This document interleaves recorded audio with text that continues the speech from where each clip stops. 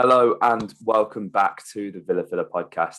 Again, it's the morning after the night before, and I'm here, as always, with my good friend Dan Wiseman. Dan, Aston Villa 0, Wolverhampton Wanderers 0. First of all, mate, how are you doing? I'm not too bad, mate. How are you? Uh, we've been better. But, that's got nothing to do with the football because, that's I feel like that's left us relatively upbeat after the Sheffield United defeat, Dan. Obviously, a draw isn't ideal with any circumstances. But I think Tyrone really, for me, hit the nail on the head with his tweet. It wasn't bad and it wasn't good. It's okay to have these kind of games, I think, is the message to take away from this. 100%. Obviously, Dan, very cliche, but a game of two halves. It's been thrown about all over Twitter. But I feel like, and if I remember, I will put this little form chart on the screen right now, is it really was a game of two halves. Villa really dominated this opening 45, which is, for me, I think quite positive actually, because I'd say the past 3 or 4 games, we haven't really seen that from Villa. And when we went on this magnificent sort of run in December and early on in the season, we were getting goals early in the first half, and we were very efficient in our performance. And I feel like we were 5 or 10% away from that. Obviously, woodwork preventing that for Villa on many occasions last night. So there are positives to take away from this game, aren't there, Dan? Yeah, for sure. And I think that's what we need to look at today, mate. I think there's a number of ways that you can look at this game. But I think, if we're all being sort of level-headed, and I think yet again we've been benefited by recording this the day after the game, because my views on it have changed a little bit, and I think that there's definitely plenty of positive things to look at, and I think defensively there is again that strength that we had yesterday that's been there in so many different games this season. I think that's probably where we can have the most discussion today, because it's another clean sheet for the Villa. And Emmy only needs one more clean sheet and hope for that these two other sides can see goals, because he's one clean sheet behind the two leaders that are in the race for the European Golden Glove at the moment, which is just absolutely crazy. Emmy's on 14 and two fantastic goalkeepers lead the way. So with 15, we've got Manchester City's Edison and Lille's Mike Magnon, who lead the race. And obviously those two sides, Lille and Man City, are currently both top of their respective leagues. And so to have Emmy go and tip for tap with those guys and being only one behind them, you never know what can happen between the end of the season. We unfortunately assume that Lille are going to fall off at the top of the Ligue 1 and that PSG will resume their rightful place at the top of that tree. Man City will probably win the Premier League, but who knows, if they concede a couple more goals along the way, then Emmy could end up with a European Golden Glove. And that's the way the positives lie yesterday, because yesterday, if nothing else, we took another step towards that. Yeah, and I think as well, I think it's fair to say without Grealish, Bertrand wasn't on it. We spoke about that off air, Dan, last night. Bertrand didn't have the best of games. Ollie Watkins, absolutely fantastic. Sometimes it's unfortunate he can't buy a goal. For me, that's nothing to do with his ability. That's just sheer luck. Hitting the woodwork yesterday. Ollie Watkins has now hit the post the most times out of any player in the league so far this season, with 7, which is, you can't say that's not a bad play. This isn't like Timo Werner bad luck, but this is quite unfortunate for our striker. But I think when everything's going well, our front 3, 4, 5, however you want to look at it, very fluid, score plenty of goals, can kill teams off on the counter attack in an instant, and it's brilliant. But it's that old cliche: goals don't win you titles, defenses do. And obviously, we're not in a title race, but we're not even in the European race anymore. But having that defensive solidarity that we haven't had for years, you've just got to think back, Dan. We appointed Steve Bruce to get Villa out of the Championship, who's a very good organiser, very good defensive coach. Think of how many goals we conceded in the last 10 minutes under Steve Bruce, under Roberto Di Matteo, and even under Smith in the early days. It's actually night and day how Villa were, even last season defensively compared to this season. That's something really to be proud of, and we really do have to give a shout out to Tyrone Mings, Dan, because again, he's another person who has received criticism. We've criticised at times. We feel like some of the comments at times have been, a bit needless, let's say, to say the least. that's caused a bit of a drama in the comments before, so we don't want to really get into too much of that. But that three at the back of Mings, Konsa, and Emmy, that little triangle, and of course Target has been wonderful. Elmo got away with just being Elmo yesterday, really. No scapegoating at all. But that little trio, two centre backs and the goalkeeper, worth its weight in gold, Dan. We've not had such a reliable little defensive triangle for God knows how long, Dan. Yeah, absolutely, mate. And I think the one thing that has really stood out to me is Emmy just wins us so many points on his own. We've really got him to thank. And, it's not like yesterday or in other games, it's sort of been, you think back to the Brighton game and games like that, just on so many occasions where Emmy single-handedly has kept Villa out of the loss column and put us into the wins. And it's only really now that you realise that perhaps a lot of the problems that Villa have had in recent years, especially defensively, have been down to a lack of a quality goalkeeper. I think last season we had one in Heats. I really do. And it's such a shame that he got the injury when he did.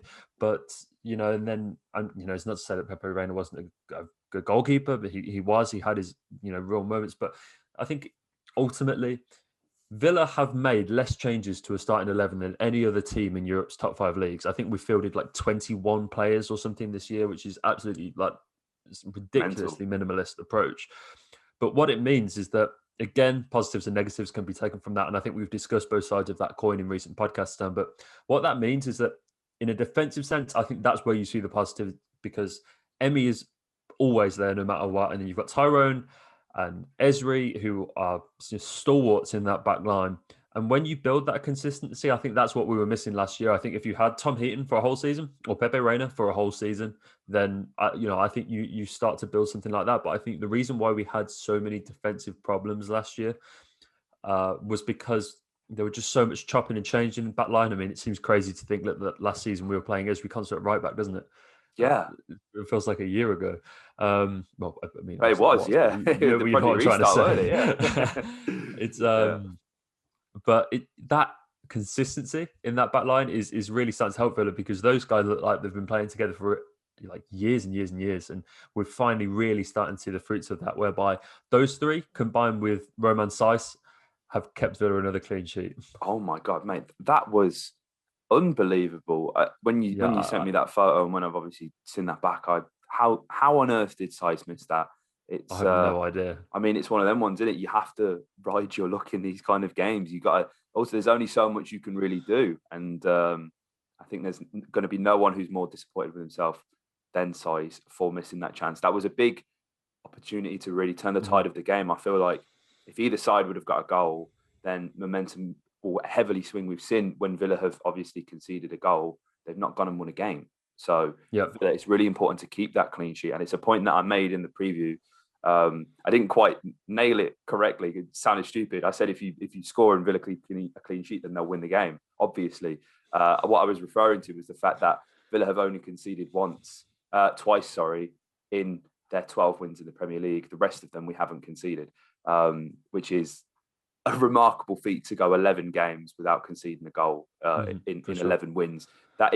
It's truly special. And there was this talk, and of course it would never happen, of Emmy potentially having British citizenship. Could you imagine if he opted to play for England and we got that back four of Cash, Target, Mings, Konsa, and Emmy as England's defensive line? It would be amazing. Bring it on. I want to see him play for Argentina, though. I want to see him. I think, yeah, for sure, he deserves it. It makes such a difference, as you say, Dan, because I think as well with Pepe Reina, fantastic goalkeeper. Obviously, he had his moments. We won't talk about Leicester away because I still have nightmares. But I think Emmy, there's a difference in mentality. Pepe Reina, he's kind of done it. He's conquered everything. I think he came in and he does have this winner's mentality, which is really important. But comparing that to Emmy, he came to Villa with a massive point to prove. He's been sent out on about 8 loans. He's played for Wolves. He's gone out. He's played for Reading. He's been here, there, and everywhere. Sheffield Wednesday, trying to get game time so desperately to get into this Arsenal team. Was afforded his chance at the expense of Bernd Leno after Neil Maupay. It was Maupay, wasn't it? brought him down in Project Restart. There was a there. He took that chance, with both hands. Really stood out as Arsenal's goalkeeper during Project Restart, and was essentially told, "Listen, you're not the number one yet," which is amazing. I really can't believe that. That's no disrespect to Bernd Leno. He's a fantastic goalkeeper, but we're really just talking about the quality, the caliber of a goalkeeper that Emmy is. And he's come to Villa with a point to prove. And you can just tell from his mentality, like, he's a winner, he's elite. And that is so important to have in the dressing room. Because I feel like last season, the dressing room was this kind of really sort of mopey, depressing space. I think we obviously had a good group of lads, but when you're not winning, it's kind of difficult. And I think, it's night and day in terms of the output you see from players, the interviews, even, someone like Grealish, the amount of stuff he's coming out and saying about how much of a good season Villa are having, how great the dressing room is. That's really important. And Emmy's attitude for me is top notch. He's an absolute elite level goalkeeper, undoubtedly going to be one of the best goalkeepers in the world within the next 5 years. He's coming to that age now where goalkeepers start to, play regularly. Not a lot of them get blooded in at a young age. Hopefully, over them 5 years that I've just alluded to, Dan, he's helping Villa win some silverware. That's the dream. But no, he's probably been the player of the year. I think it's fair to say, in terms of the player of the season. Well. 100% across the Premier League. He's just been fantastic, and there's been some really interesting trends with Emmy's goalkeeping in that the amount of work that he has to do. You sort of look at Edison and the amount of, he's obviously kept that one more clean sheet than Emmy this season, but it's more that back line as a unit that earns Man City those clean sheets. You don't often see Edison having to have those games like Emmy did at Brighton and like he did yesterday, where he's clawing shots out the goal in order to earn Man City a clean sheet. That's more of a collective effort, whereas you do get the feeling, not in all games certainly, but in some games, that they are Emmy's clean sheets. Like, he's the one that's worked for them. Yesterday it was a case of that. Yeah, exactly. Another game like that, mate. Very well said.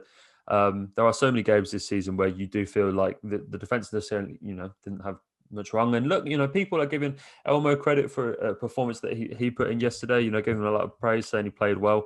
I think the back line played well yesterday. I'd say Tyrone was the standout defender in there. I don't quite buy into the fact that Elmo had a great game. I think Adama was terrible. I think a lot of people are saying that Elmo's sort of sewed up Adama and put him in, but Elmo played well defensively, but you can't credit a fullback well nowadays unless they do stuff at both. You've got to be a good two-way fullback to have a good game, I think, nowadays. And there was an XG of 0 going down Villa's right-hand side. And so how well you can credit a fullback for having a good game when they've created literally nothing going down that right side? I mean, I don't know. But no, I think the one thing that you can look at with this game, mate, is that there's a lot of interesting trends between our games with Wolves at the moment.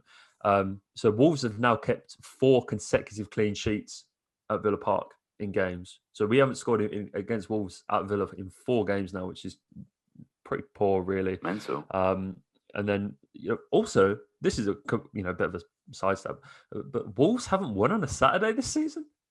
That's crazy. That's crazy. And speaking of Saturday stats, Dan, Villa haven't conceded a goal on Saturday. Shout out to Matt Mayer for that.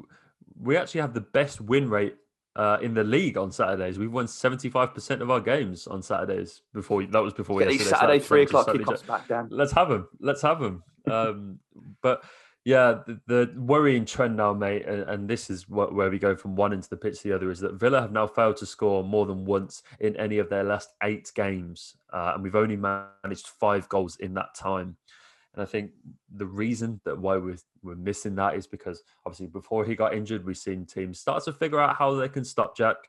But here's a very interesting stat for you. And I think this is what we're missing in games like yesterday and in games like Sheffield United, is those times where Jack just physically drags the ball with him into the box, tries to set up a teammate. And that ability just to drift past 1 or 2 players instead of having to try and formulate the triangles and the passing sequences that get you into those positions.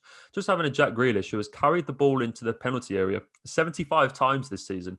The next player in Europe's top 5 leagues in that stat league is Kylian Mbappe, who has 54. So jeez. Jack's just this 21 ahead in that instance. He's done it 20 more times than the likes of Kylian Mbappe. After that, you've got Raheem Sterling on 47. So he's almost done it twice as many times as Raheem Sterling.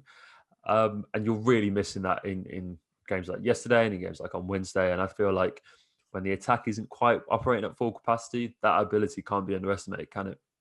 No, it really can't. And listen, looking at the heat maps of the action, Adama, as you say, wasn't that effective. But surprisingly, I highlighted in the preview, if Wolves want to get anything from this game, you target Al Mohammadi, but most of their attacks really did come from their right-hand side, which to me seems really confusing. Maybe they haven't scouted Matt Targett since last season. I mean, we all know what happened with Matt Targett at Molineux last season. Again, less said about that, the better, because this is like Roberto Carlos at left back now. It really is night and day, the difference. But Dan, interestingly, what I've seen here, the XG, and you've brought it up before me, so well done, Dan. I'm proud of you. XG for Aston Villa, 1.06, and for Wolves, 2.44. Now, of that 2.44, 0.93 is accounted for Romain Saïss's, I want to say clearance. Let's call it a clearance. Yeah, I mean, that's what it was, wasn't it? You can't call it a shot. No. Which, again, that lends itself to the fact that the defence was fantastic. And it's really important when you're under the cosh. XG is very telling. And of course, you can interpret, people who aren't as familiar with it will, look at Brighton being fourth in the XG league and be like, oh, yeah, well, it's Brighton. They're 16th. It doesn't matter. It does, especially if you're a team like Villa. Mm-hmm. Dean relies heavily on expected goals. And we've even got Jack Grealish just casually dropping expected assists in interviews with Harry Pinero, So, yep. Student of the game, yep. This stuff matters. It really does.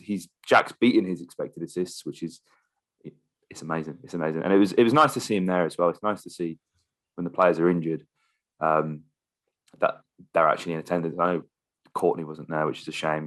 We both like Courtney, Dan, but it seems like he can't really buy his way into this team at the moment, or even match day squad. Where's Bjorn at, man? Where is he? Tinfoil hat on, mate. I don't think Dean likes him. No, allegedly. I think don't want to get sued here. I know. I think you're completely right, mate. But it is interesting as to how he's just seemingly fallen off a cliff. I think Bjorn would really actually slot into this side very well. And of course, you don't want Ezri or Ty to go anywhere. But I think the Mingles partnership from early on in last season, Dan, we really spoke about that a lot and how that was blossoming. And I think with how solid Emmy is, listen, Bjorn isn't blessed with pace by any means, but I think he'd slot into the side well if he needed to. But listen, Dan, even Conte hit the post as well, didn't he? Conte the bar, sorry. Yep.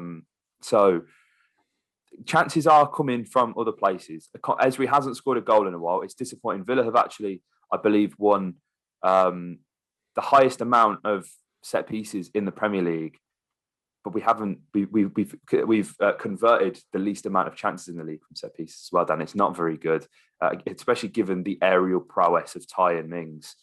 Sorry, Ty is Mings. What am I on about? Ty and Conser. You can tell I'm not having a good day today. Especially with JT. A lot was said about JT last season from us, Dan, in terms of defensively, but we can see the fruits of his labour are clearly paying off with the likes of Ezri and Ty and Mings, apparently, according to me. But listen, Dan, that was again, to repeat what I said at the top of the podcast.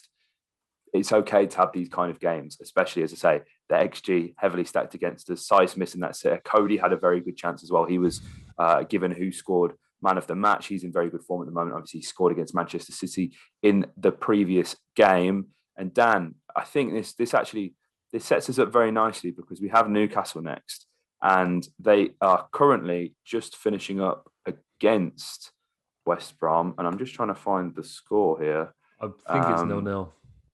0-0 on the 86th minute. So listen, Newcastle at the moment, they can't buy a win either. They're without Miguel Almiron and St. Maximin for at least until April. And if West Brom can get a late goal here, Newcastle are really in trouble. This is an opportunity. Villa have to really go for the jugular. Hopefully, Jack Grealish is back. It was nice to see him in the stands. Again, just being there. Hopefully, I think Dean said that he spoke to Jack before the game, and Jack said if he's on the grass, then he's playing. And Dean said, "Well, listen, mate, I'm going to have to pick you first."